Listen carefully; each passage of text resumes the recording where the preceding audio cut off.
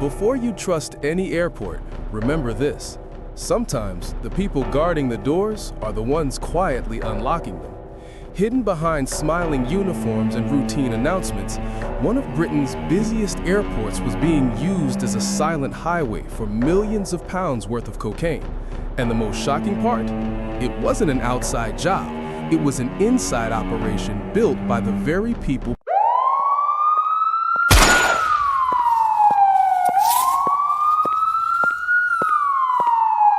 December 14, 2016. Heathrow Airport, Terminal 5. A normal winter morning for almost everyone, except one man who had already learned how to move through the airport like a ghost.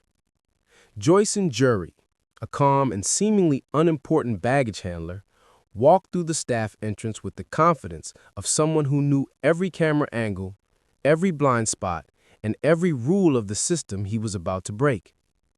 To passengers, he was invisible. To security, he was trusted. To criminals, he was the golden ticket. What people didn't know was that for more than a year, this single airport employee had been part of a secret network operating inside Heathrow itself. A network that wasn't sneaking through security, it was the security. But while Jhurry and his team believed they had created the perfect plan, they had no idea that the National Crime Agency had been quietly watching, listening, tracking, mapping. Every movement, every bag, every call. Brazil to London, London to the streets.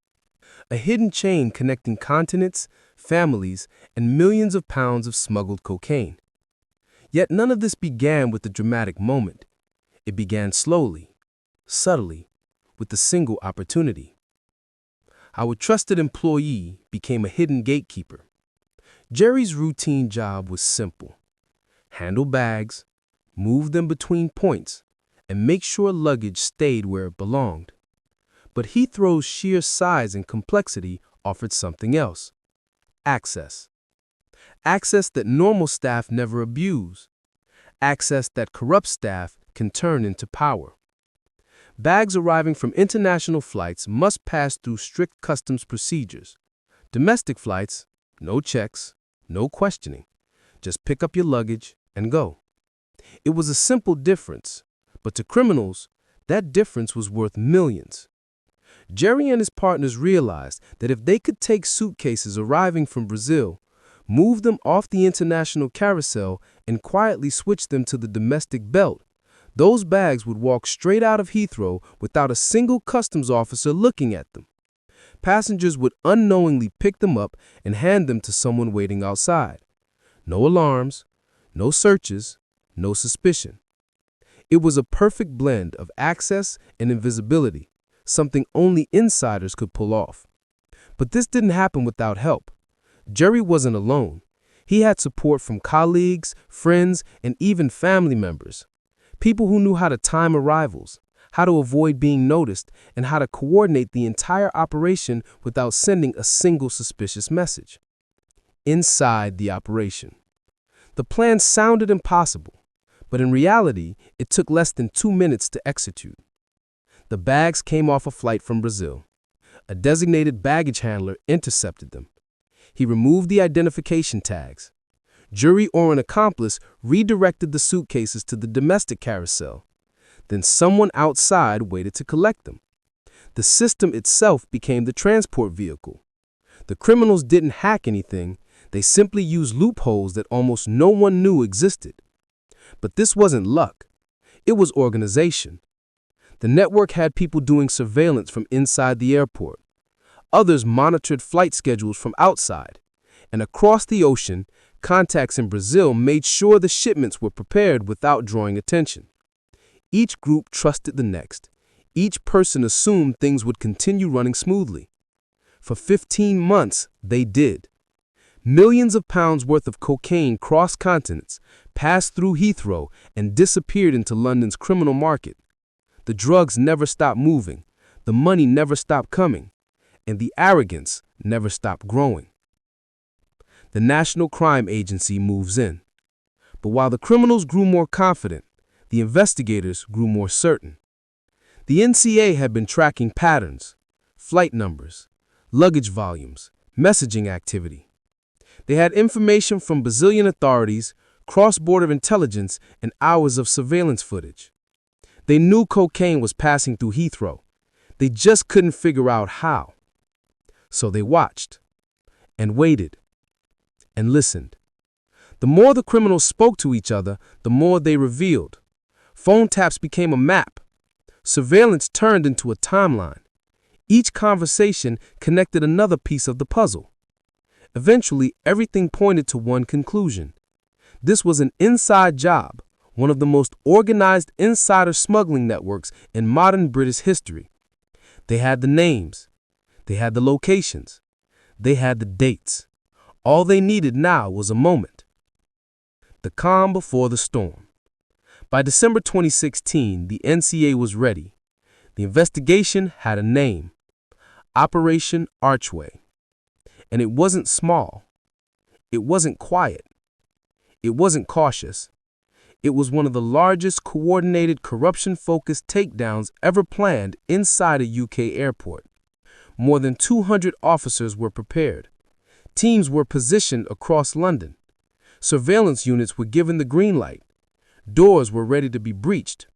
Phones were still being monitored. Flights were still being watched. The criminals had no idea that the walls were closing in. Inside Heathrow, Jhurry walked across the terminal floor like he had done thousands of times, calm, unbothered, completely unaware that the operation he believed was untouchable was seconds from collapse. What he didn't know was that the NCA was already watching him that morning, silent, focused, waiting, because Operation Archway was about to begin. And once it did, nothing inside Heathrow would ever look the same again. Some investigations explode suddenly, but Operation Archway unfolded like a tightening rope, silent, steady, and unavoidable. In the days leading up to the raids, the National Crime Agency had grown more confident that they understood the structure of the smuggling network. What they didn't know yet was the full extent of how many people were involved or how deep the corruption actually ran. But they were certain of one thing. The moment they waited for was finally here. Inside NCA headquarters, investigators reviewed the surveillance map for the 100th time. Lines connected names, addresses, phone numbers, gym memberships, workplaces, and family homes. Every connection mattered. Every pattern was important. And at the center of all these lines was the same name: Joysen Jhurry. The agencies had watched him long enough to know he wasn't operating alone. His phone conversations, although disguised with coded language, always hinted at deliveries, pickups, and friends arriving tomorrow. But the investigators knew what these words truly meant. They also knew that his brother-in-law, his colleagues, and several external contacts worked alongside him in a system that had run almost flawlessly for over a year. The NCA's biggest challenge wasn't gathering evidence, it was timing. They needed to make arrests simultaneously across London. If even one suspect sensed the operation, the entire network might vanish in hours. Evidence could be destroyed. Phones could be wiped. Money could be moved. And most importantly, corrupt staff inside the airport could warn others to run. That couldn't be allowed.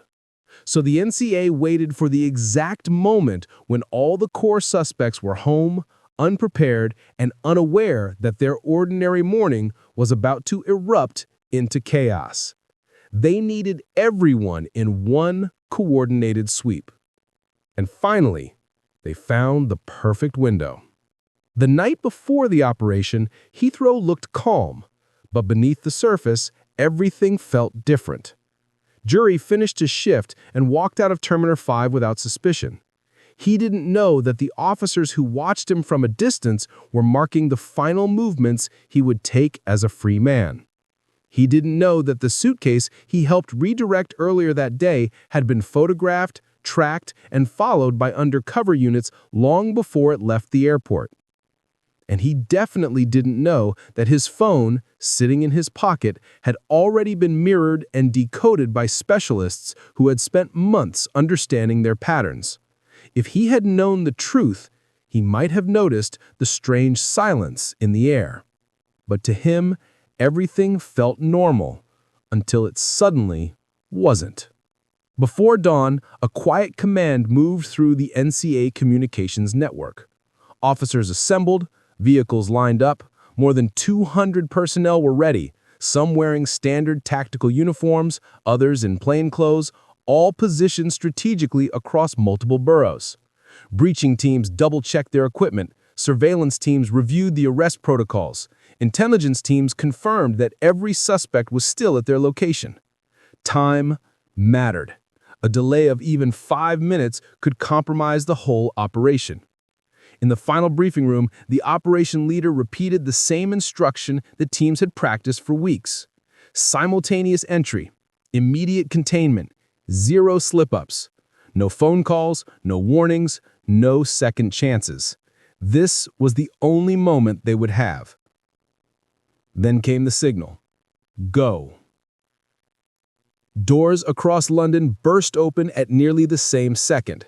Neighbors awakened to the sound of officers calling out names.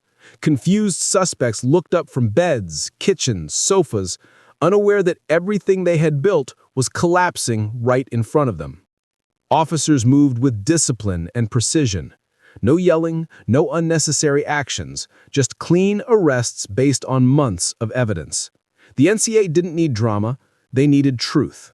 At Jhurry's house, the moment was almost surreal. 1 second, he was half asleep. The next, he was surrounded by officers who knew everything he had tried to hide.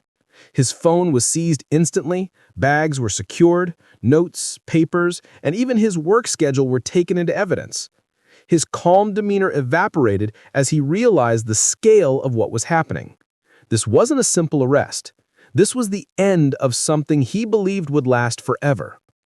Across the city, his accomplices were experiencing the same shock.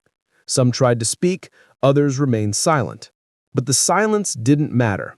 The evidence already spoke louder than any confession ever could. Every bag, every redirected suitcase, every call, every message, it was all documented.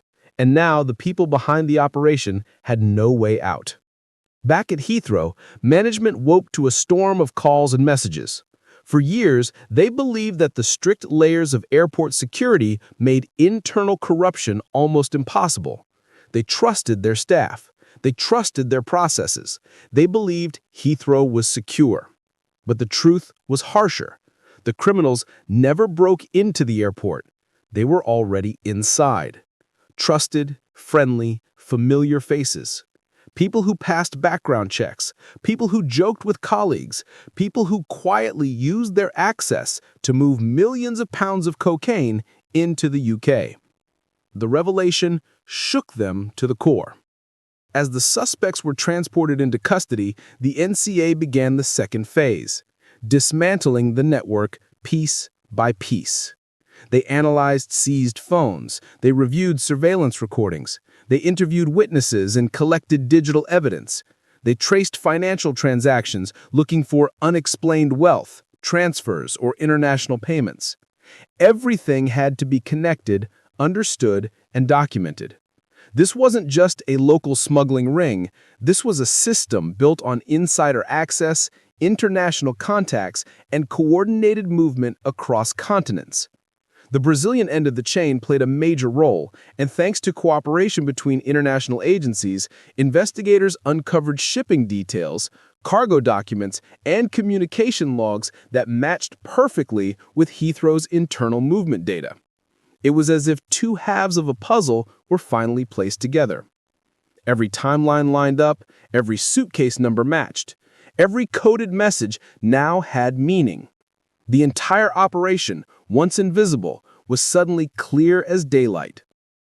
Yet what surprised investigators the most wasn't the scale of the smuggling. Large smuggling networks aren't unusual. What shocked them was how confidently the criminals operated inside one of the most secure airports in the world. They walked in with uniforms. They walked out with millions in drugs. They used the system itself as a transport line. No forced entries, no dark corners, no hidden tunnels. Just ordinary employees moving bags. Something no security system had been designed to detect because no one expected staff to be the threat. In interviews, former colleagues couldn't believe it. Many described Jhurry as quiet, polite, hardworking, a man who never raised suspicion, a man who played the role of an ordinary airport worker perfectly. That was what made the operation so dangerous. Not the drugs, not the money, but the deception, the betrayal of trust, the fact that the airport's weakest point was the very people meant to protect it. As days turned into weeks, the story spread through the media. Headlines called it the Heathrow betrayal. Passengers began questioning how safe their bags truly were. Airport officials were forced to reevaluate procedures, install new systems, and increase random checks on staff with high-access roles. The operation had exposed something far bigger than a drug ring. It revealed a flaw in an airport system built on trust, a flaw that criminals had quietly used to their advantage for months. When the case finally reached court, the evidence was overwhelming. Each suspect faced charges that reflected the scale of the operation. There were no dramatic twists, no surprising defenses. The truth was simple. They had used their access to smuggle cocaine into the UK repeatedly, knowingly, and confidently. The sentences reflected the seriousness of the crime. Years behind bars, lives permanently altered, families affected. Everything they had gained, money, connections, status, collapsed in a single moment. Heathrow, once a silent highway for their operation, was now the place where their downfall began. Operation Archway became a landmark case, one that changed how airports monitored staff, how security protocols were designed, and how insider threats were evaluated. It proved that corruption wasn't always loud. Sometimes it hid behind uniforms and ID badges. Sometimes it passed through luggage belts unnoticed. And sometimes the greatest danger was a smile from someone who appeared ordinary. But while justice had been served, the story didn't end with arrests. It ended with a lesson, a reminder that trust is powerful and dangerous when placed in the wrong hands. Heathrow learned it the hard way. Britain learned it through headlines, and millions of passengers learned that even the safest places could hide the boldest crimes.